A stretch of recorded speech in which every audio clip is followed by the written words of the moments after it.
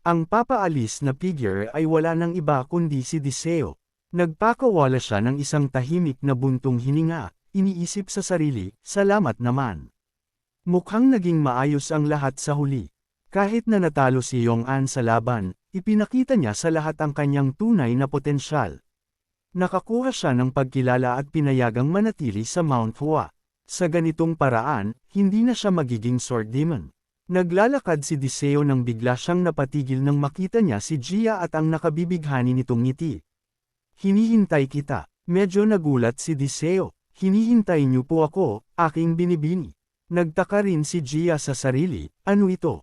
Bakit ang formal niya sa akin? Nakakapanibago, pero kung gagawin ko ang sinabi nila sa akin, baka ito ang maging daan para maging comfortable kami. Naalala niya ang payo ng dalawa pang dalaga, kung nahihiya ka, ayalay mo lang ang ulo mo sa kanya. Tama, gusto ng young master ang mga babaeng malaki ang ulo. Mariing ipinikit ni Gia ang kanyang mga mata, pakiramdam niya ay wala na siyang ibang pagpipilian.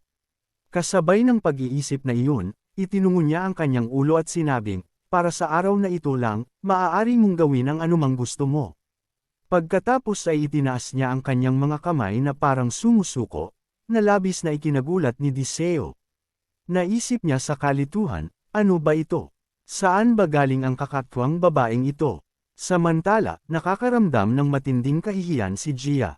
Inisip niya, magiging okay kaya talaga ito.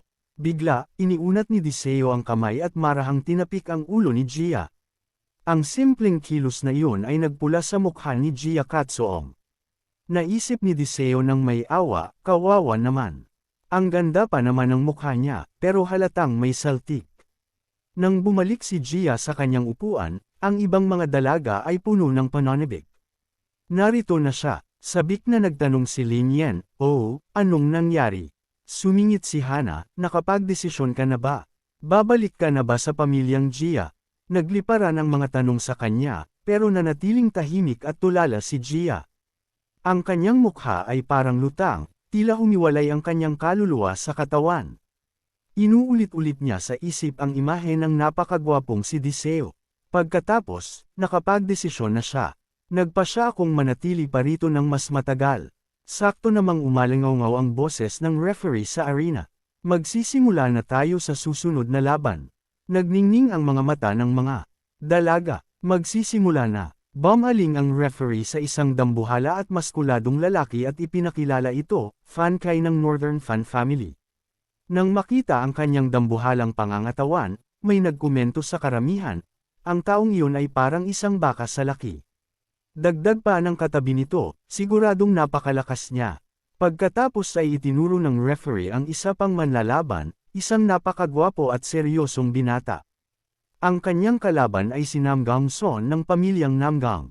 Naisip ni Fan Kai nang may pagkadiri, isang malaking biro. Ang mukhang mahinang batang ito ang sinasabing top contender sa Four Princes Tournament. Ang lakas ng loob na pumasok sa tournament na ito sa ganyang kalagayan. Napakayabang. Pagkatapos ay dahan-dahan niyang binunot ang kanyang talam at sa isang malakas na bagsak, ibinaon niya ang dulo nito sa sahig ng arena. Ang impact ay nagdulot ng mga lamat na parang sapot ng gagamba sa sahig. Namula ang kanyang mukha sa galit.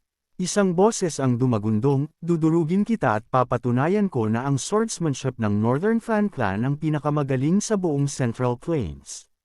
Ngunit si Namgang Son ay nanatiling kalmado, ang kanyang nababagot na tingin ay naglalakbay sa paligid ng arena, na lalong nagpagalit kay Fan Kai. Saan ka tumitingin? Akala mo ba ay mahina ako? Ulong niya. Ang referee na nakatayo sa gilid ay nakaramdam ng kaba. Hindi ko inaasahang matatalo ang ikatlong young master, pero ang batang iyon mula sa Fan Clan ay hindi rin basta-basta.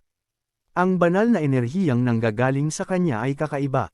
Sa ganyang antas ng lakas, isa siya sa top 3 fighters ng kanilang buong clan. Galit na galit si Fan Kai habang nakatitig kay Namgang Son. Kung hindi mo ako minamaliit, kung ganoon ay nilalay mo ba ang aking espada? Sigaw niya. Dahan-daang sinalubong ni Namgang Son ang kanyang tingin, ang mga mata nito ay malamig at matalas gaya ng yelo. Tila kahit mayroon kang magandang espada, ikaw mismo ay napakahina pa rin. Hinawakan ni Namgang ang kanyang braso, ang mga kalamnan ay bumubukol sa ilalim ng balat. At nagpatuloy, para malaman mo, ang espada ko ay tumitimbang ng 1 tonelada. Ngumisi si Namgang Son habang dahan daw ang binubunot ang kanyang sariling talem. 1 tonelada, kamo. Walang hirap niyang pinaikot ang espada sa kanyang kamay, ang boses ay puno ng kumpiyansa. Kailanman ay hindi ko nirespeto ang isang espada sa buong buhay ko. Sinulyapan ni Fan Kai ang maliit na talem ng kalaban at hindi napigil ang tumawa nang may pangungutya. Ano ba iyan? Toothpick. Hindi sumagot si Namgang. Dahan-dahan lang niyang ibinaba ang kanyang espada sa lupa. Isang dumadagandong na crash ang umalingaw at ang entablado ay nagkapira-piraso ng mas malala kaysa sa atake ni Fan Kai. Napako sa tayo ang dambuhala, nanlalaki ang mga mata sa hindi paniniwala. Ngumiti si Namgang Son, ang boses ay tila bakal. Hindi ko ito nababanggit kaya kakaunti lang ang nakakaalam, pero ang espada ko ay tumitimbang ng 1 tonelada, sa pinakamababa. Napasinghap ang karamihan sa pagkamangha. Ibinabalang niya ang espada, at ang entablado ay ganap na nawasak. Maaari kayang na-master na niya ang internal steel sa ganyang murang edad. Si Fan Kai, ang ulo ng Fan Clan, ay nanonood ng may mapag-isip na tingin. Ang batang iyon ay isang ganap na halimaw, bulong niya. Ang external arts ay nahahati sa 2 uri, external steel, na nagpapalaki ng kalamnan, at internal steel, na nagpapataas ng muscle density. Ang external steel ay nabubuo sa pamamagitan ng ensayo at pahinga. Pero ang internal steel ay ibang usapan. Hindi ito nagbibigay ng oras para magpahinga. Habang patuloy na tumitindi ang strain sa mga damaged tissue, ang mga kalamnan ay napupunit at ang mga fiber ay napapatid isa-isa. Dahil dito, napakaraming practitioner ang nalumpo sa pagsubok na eye master ito. Ngunit para sa mga makakatagal, isang himala ang nangyayari. Ang nakatagong life force, ang pinakaesensya ng kanilang pagkatao, ay nagsisimulang damaloy, pinagdurugtong ang mga kalamnang kanilang pinunit. Ang mga bagong forged na kalamnang ito, na ngayon ay puno ng life force, ay nagtataglay ng dobleng lakas kaysa sa ordinaryong laman. Ang pagmaster sa inner strength na ito ay nagsisimula sa ganap na pag-unawa sa sariling internal energy. Kahit ang kaunting pagkakamali sa proseso ng pagkawasak at muling pagbuo ay maaaring humantong sa pinsalang hindi na malulunasan. Dahil sa matinding panganib at napakababang tagumpay, marami ang naniniwala na ang teknik na ito ay nawala na sa kasaysayan ng martial world. Pero kung yan nga ang maalamat na inner strength na alam ko, kung ganoon ay masasaksihan ng Merm ang pagbangon ng isa pang mandirigmang humahamon sa langit. Sa sandaling lumabas ang mga salitang iyon, nagsimula ang tunggalian. Sumugod si Fan Kai kay Namgang gamit ang isang mapagpasyang slash. Nagbanggaan ang 2 talam, pero sa kakatwang paraan, nanlaki ang mga mata ni Fan Kai sa hindi paniniwala. Hindi niya moari kung paano nasalag ng kanyang kalaban ang hampas ng hindi man lang humahakbang ng kahit 1 sentimetro. Tinitigan ng maigi ni Fan Kai si Namgang Son. Ang walang pakialam na ekspresyon ng binata ay lalong nagpadagdag sa kanyang kalituhan, na tila ang kanyang espada ay tumama lamang sa isang hamak na insekto. Habang tumatagal ang titigan, lalong nagagalit si Fan Kai, hanggang sa sumigaw siya, at higit sa lahat, saan ka ba nakatingin sa buong oras na ito? Sinundan ni Fan Kai ang tingin ni Namgang Son at na-realize niyang ang kalaban ay nakatitig ng matindi sa mga stands. Si Diseo, na nagulat, ay itinuro ang sarili at nagtaka, sa akin ba siya nakatingin? Ngumisi si Namgang at malakas na nagdeklara, nahanap din kita. Galit na nanggigil sa galit si Fan Kai. So, balak mo akong maliitin habang buhay. Dudurugin ko ang espadang iyan. Kasabay nito, sumugod siya habang si Namgang ay nakatingin pa rin sa pamilyar na mukha sa karamihan. Alam kong nagpapanggap ka lang na kalmado, pero hindi ka na magtatagal. Kantiyo ni Fan Kai habang nagpapakawala ng walang humpay na serye ng mga atake. Lumingon si Namgang pabalik, ang kanyang tingin ay kasing yelo ng kamatayan at ang mukha ay walang kahit anong emosyon. Naglunsad siya ng kanyang unang counter-attack, mabilis gaya ng kidlat, na nagtulak kay Fan Kai na magdepensa ng madalian, halos matamba ito. Masama ito, sira na ang balanse ko, kaba ni Fan Kai sa sarili. Bago pa makabawi si Fan Kai, lumitaw si Namgang na may nagbabagang aura. Pinatibay ni Fan Kai ang kanyang loob, determinadong harangan ang susunod na hampas.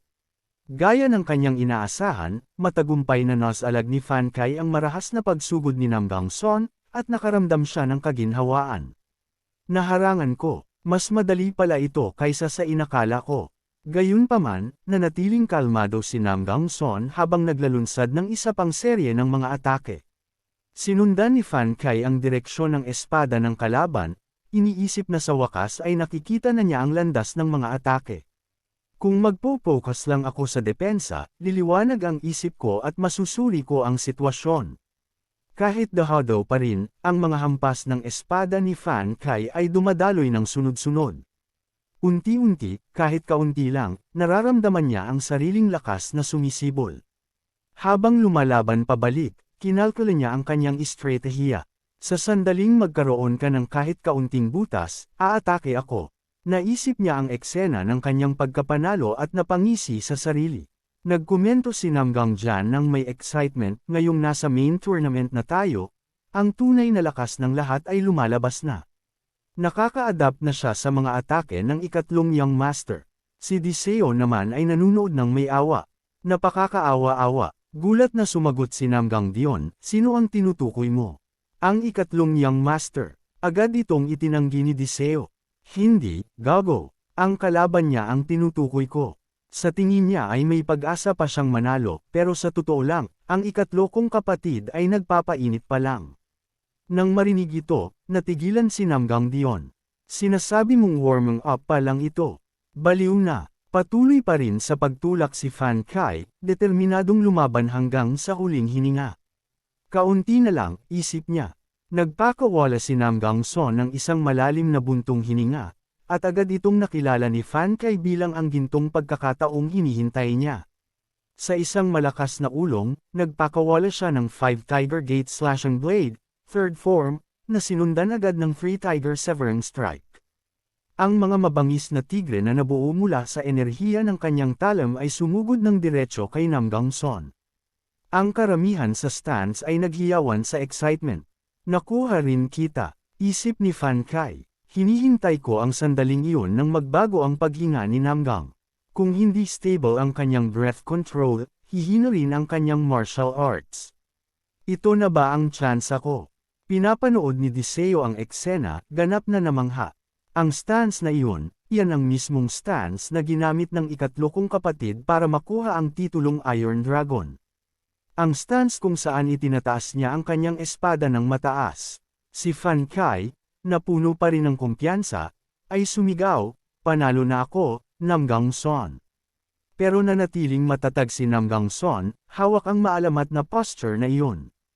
Ibinihos niya ang kanyang espada sa isang swabe at tuloy-tuloy na galaw, ang talam ay humiwa sa mga Phantom Tigers, pinupunit ang mga ito. Naglaho ang mga ito sa harap mismo ng mga mata ni Fan Kai, dahilan upang ganap siyang matigilan.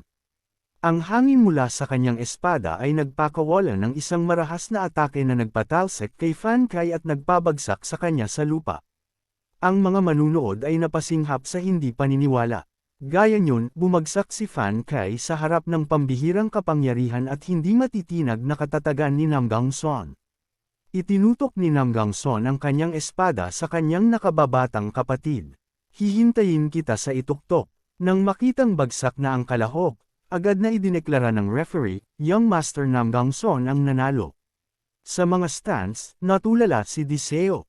Ang ikatlong kapatid ay nasa ibang antas. Isang nag-aapoy na pagnanais na hamunin ang kanyang kapatid ang sumiklab sa loob niya. Nang mapansin ang tuwang-tuwang reaksyon ni Diseo, sumingit ang vice strategist, ano bang ikinakangisi mo dyan? Ang tanong na iyon ay labis na nagpagalit sa kanya. Bakit hindi mo pakialaman ang sarili mong buhay? Ang sumunod na narinig ay ilang malalakas na tunog ng hampas, at ang ulo ng lalaki ay namaga na parang melon.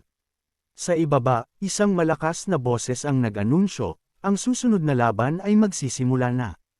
Ang kalahok ay ang monghe na may six-pack abs. Ramdam sa kanya ang battle energy, halatang ganado matapos makakita ng malakas na kalaban at sabik sa tunay na laban.